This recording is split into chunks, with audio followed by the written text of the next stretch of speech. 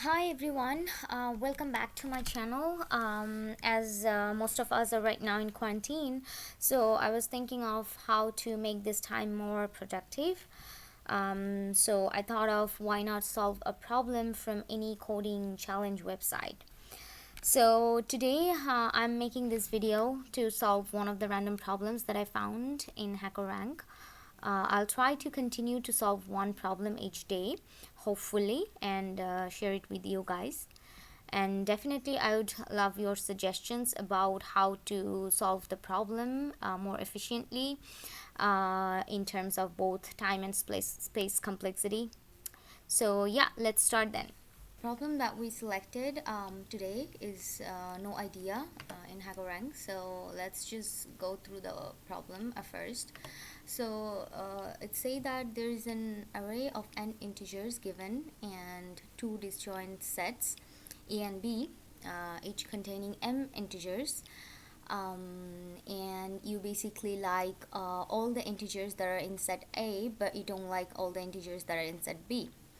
So initially your happiness is 0, which I assume is gonna be just a simple variable, and then for each I in the array, if I belongs to A, which means so basically the integer that we're taking here in this array, if it belongs to A, so we are gonna add 1 to our happiness, and if it belongs to B, we're gonna add -1 to our happiness.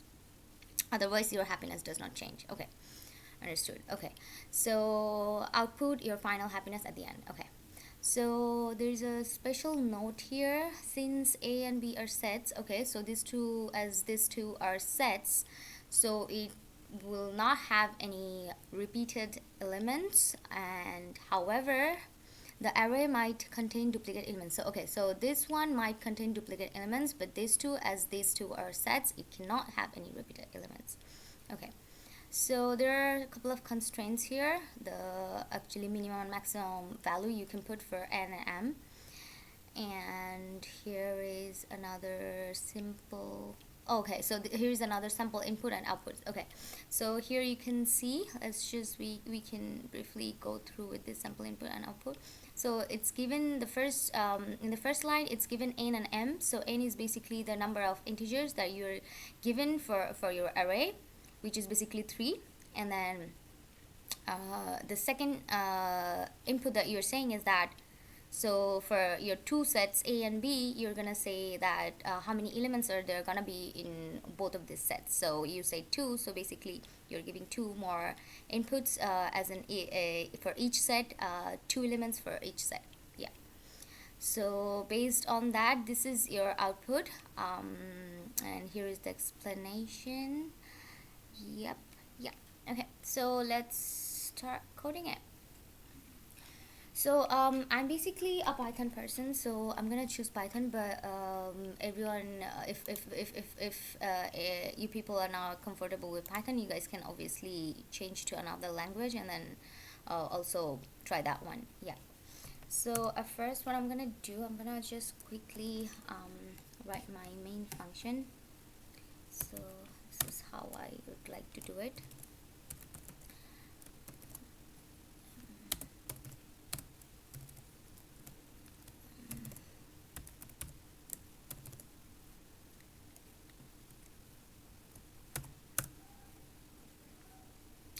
Okay. Okay, so let me just quickly make another function, because I don't want to do all the calculations inside my main function. So let's just name it test function. I'll figure out like what with the, if there is any parameters needed or anything else. So right now it's just, I'm just gonna set it up as in pass, so that it doesn't give me any error right now.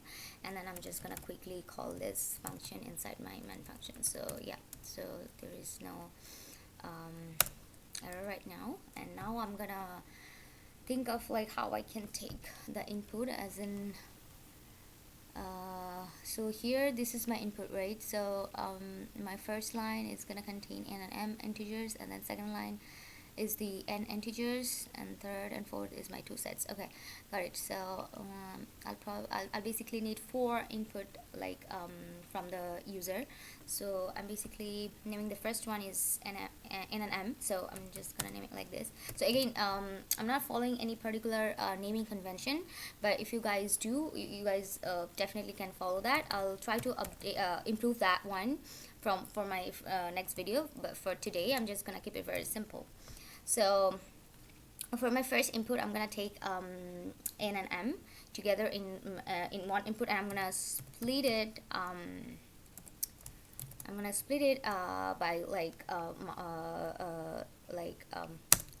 I'm gonna split it as you can see here. So you have to give a little bit space between two inputs, so I'm gonna split it by that space, and then I'm gonna put it in this variable.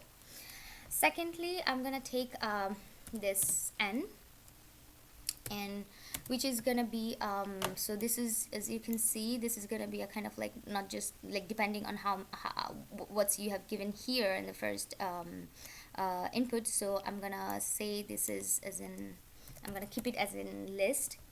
So let's just say I'm gonna take the input here, and I'm gonna strip it. Split it also again the same way by space. Okay, and so this is done for n, and then it's just the two more sets remaining. So I'm gonna rename it as an I'm gonna name it as an a at first for the first set, and then in the same way I'm gonna take input.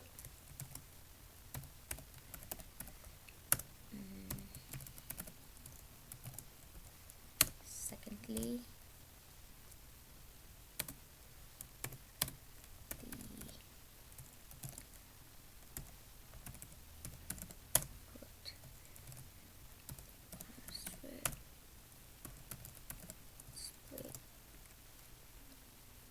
alright, so yeah, so I've taken 4 inputs from the user, and I just kept the last 3, as we know that this is basically gonna be our actual input that are gonna go into calculations. So I'm gonna keep it in a list for my convenience, and then after that what I want to do is that I'm gonna pass so basically this input is not very like I don't want to use it right now. Let's see if I need to, because I can obviously use this 3 and do all my calculations for the problem, but let's see what I can do with this one. So for now, I'm just gonna send this 3 input as a parameter to my test function, where it's gonna go through and do all the calculations and give me the result. So I'm gonna say that the first parameter is n, and then a, and then b. And so I also have to take care of this spatial node where it says that a and b are sets, so they do not have any like repeated elements. So I have to make sure that my input doesn't have any repeated elements. So what I'm gonna do is that I'm gonna quickly convert this into a set.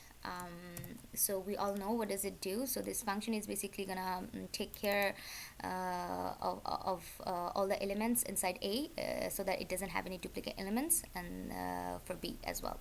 So as we don't have any specific constraints for this one, so I'm just gonna send it as it is. So as I also have to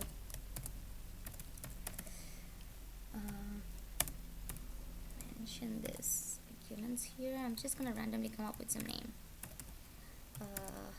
input, and then